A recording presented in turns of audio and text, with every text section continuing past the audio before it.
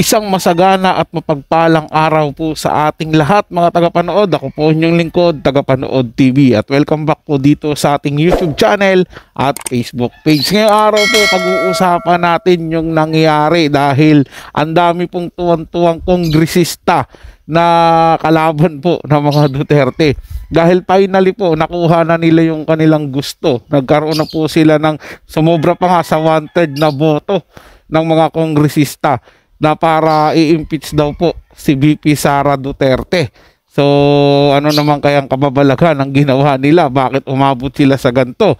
Tama po ba yung mga naririnig natin o nababasa natin, napapanood natin sa social media, sa mga vlogger na nagkaroon di umano ng bayaran sa mga kongresista? Kaya ito pumirma. Well, talakayin po natin yan sa ibang pagkakataon mga tagapanood sa ngayon po at pagtuunan natin ng pansin. At unahin natin bigyan ng reaction, komento, opinion yung balitang impeach na daw po sa Kamara si VP Sara Duterte. At yung video na to mga tagapanood ay galing po sa channel ni Showbiz Fanatics. Nasa description po yung link na kanyang channel.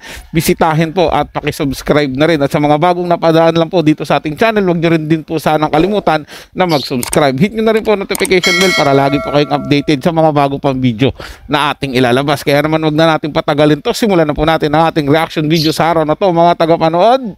Matapos kumalat ang balitang mas nanaig ang pera sa mga kongresista at tuluyang pumirma sa pagpapatalsik laban sa Vice Presidente, Kongreso, in-impeach na si Vice President Sara Duterte. Ito ang kapapasok na balita ngayong araw, February 5, 2025, Miyerkules, kung saan kinumpirma ng ilang mga reliable source at international at local media outlet na nakalikom ng higit sa 150 pirma ang Kongreso para tuluyang mapatalsik si VP Sara sa pwesto. Ayon sa bali-balita, tila tinapalan di umano ng pera at pangakong limpak-limpak na pondo ang mga kongresistang umayon sa impeachment laban sa Vice Presidente.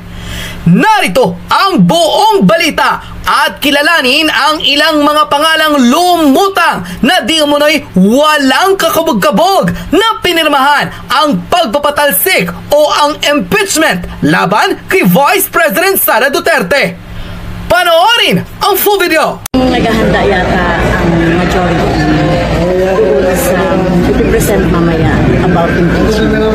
So I have to verify pa nga kung ano yung impeachment complaint na yon. Is it 1, 2, or 3? May na kayo? Or 4? Or 4, tama. But the official who told you, yes, he or she has signed the impeachment. Hindi ko pa nakita. May narinig kayo ilang bilang na po? Well, we're in-expect daw na makukuha yung 1/3. Which is? 103, pero nag-expect pa ng more than that. Okay. Hindi ko na muna sabihin yung final na. Sige, ma'am. Sabi na nga ba, higit na matutuwa talaga rito si Castro mga tagapanood. Paano ba naman ito yung masugid na talagang umahabol kay VP Sara Duterte na gusto talaga netong matanggal bilang pangalawang pangulo ang VP Sara Duterte. At pagkasunod niyan mga tagapanood, matik na yan. Ang isusunod nilang targetin naman ay si Bongbong Marcos na paaalisin bilang presidente pag na-impeach na nila si Sara Duterte. Matik na po yan mga tagapanood at ako'y siguro hindi lang ito basta sabi-sabi. Malamang kino-confirm na sa ginagawa nilang pakikipagtulungan kay Martin Romualdez. Yung balitang pagpanaw ni Joe Masison ang pumalit ay ito daw si Martin Romualdez. Yun po yung usap-usapan mga tagapanood ha. At kaya nila minamadali na mapatanggal o maalis sa pwesto si VP Sara Duterte para nga naman isa na lang ang kalaban nila, ang presidente na. Hindi kasi pwedeng mauna ang presidente mga tagapanood kasi magiging presidente nun si VP Sara Duterte. Wrong moves po yun mga tagapanood. Kaya ang inuuna nila ang vice presidente pero hindi po ligtas dito ang presidente kasi matik po yan mga tagapanood. Sa mga rally nga lang po na ginagawa nitong mga kaluwang grupo na to na kinabibilangan ito ni Franz Castro, nakikita po doon sa mga banner o doon sa mga tarpaulin nila na pabagsakin din si Marcos. Sumatik po yan mga tagapanood pagkatapos ni VP Sara isusunod nila si Bongbong Marcos para makontrol na nila ang kapangyarihan dito sa Pilipinas. Pag nangyari yun mga tagapanood, nako, kawawa po ang bansang Pilipinas. Lalong mababaon tayo sa kahirapan at mababalot ng kaguluhan. Kaya wag natin hayaan mga tagapanood na magtagumpay yung mga ganitong tao. Bawian natin sila pagdating ng eleksyon. Wag na natin tangkilikin yung mga ganitong uri ng tao. Matapos kumalat ang balitang tunay at napatalsik nga sa Kongreso si Vice President Sara Duterte matapos masecure ng mababang kapulungan ang 1/3 ng boto o may bilang na 153 signatures. Tila may ibang mga kumalat na news articles online. Ilan sa kanila ang tila binubusisi kung ano raw bang naging proseso ng pagpapapirma sa impeachment complaint laban kay VP Sara. May ilang mga reliable sources ang nagsabi na tila kinulong sa isang kwarto ang mga politiko o member ng House. At matapos ang balitang ito, lumutang sa social media ang pinaka-kontrobersyal na komento ngayong araw kung saan tila pinangalanan ang mga taong walang pakundangan raw na pumirma para mapatalsik si Vice President Sara Duterte at matuloy ang impeachment trial laban sa kanya. Ayon sa full controversial post ng isang netizen online, yes, the news is true. Nangin pa lang ay nasa 80 na kongresista na ang pumirma para lumusot na sa Congress ang impeachment complaint against VP Sara Duterte. Ayon sa mga sources inside the House, as of this moment, kumukolekta na ng pirma ang Kongreso para mapuno ang 103 signatures or 1/3 ng lower chamber para masimulang impeachment kay Inday. And one of the sources said na bayad ang mga kongresistang pumirma at the magic word 777. The 21 million plus ayuda na ibibigay ni Romualdez sa lahat ng sasang-ayon at pipirma para mapatalsik si Inday. Although this is yet unverified, pinangalanan ng isang insider sa House kung sino-sino ang pumirma para impeach si VP. ACT Teacher Party List Representative Franz Castro, Kabataan Party List Representative Raul Manuel, Gabriela Party List Representative Arlene Brosas, Pampanga 3rd District Representative Dong Gonzales, Quezon Province 2nd District Representative JJ Suarez, Manila 3rd District Representative Joel Chua, Santa Rosa Laguna Lone District Representative Dan Fernandez, Negros Occidental's 3rd District Representative Joseph Paduano, Manila 6th District Representative Benny Abante, Antipolo 2nd District Representative Romeo Acop, Surigao del Sur 2nd District Representative Ace Barbers, Bulacan 2nd District Representative Diche Pancho, Batangas 2nd District Representative Jinky Luistro, Abra Lone District Representative Jing Bernas, Marikina Representative Stella Kimbo, Ako Bicol Party List Representative Zaldico and Representative Raul Angelo Bungalon,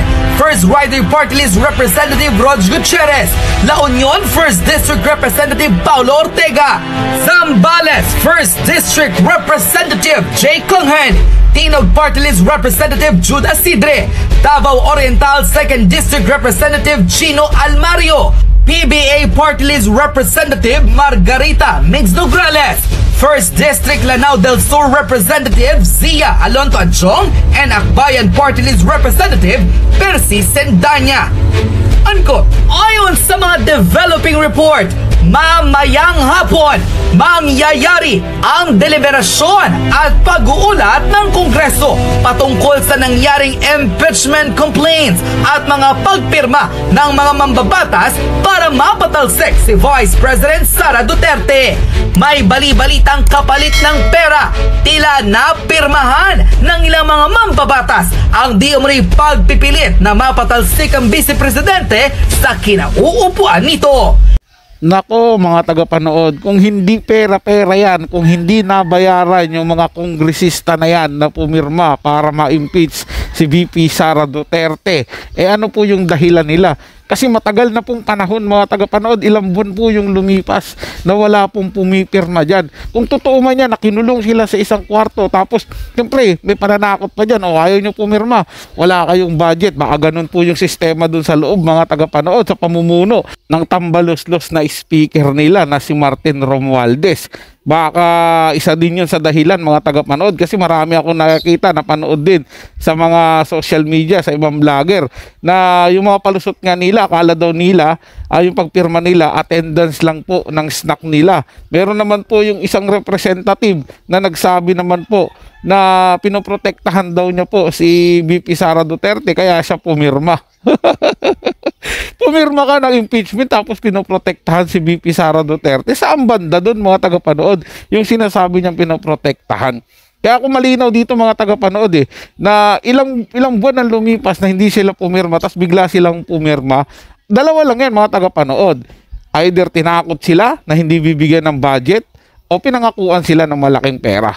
Alin man sa dalawa mga tagapanood, parehas lang din po yun. Pera-pera lang po talaga mga tagapanood. Ibig sabihin, wala silang paninindigan, di ba, sa sarili nila. Ang nakakalungkot dito mga tagapanood, maging yung mga dating kongresista na tinulungan ni Tatay Digong, na itinaas pa nga yung kamay ng iba dyan di ba, Tomb Raider po sa Duterte. Tingin ko mga tagapanood, sa ginawa nilang ito, may balik po yan sa kanila.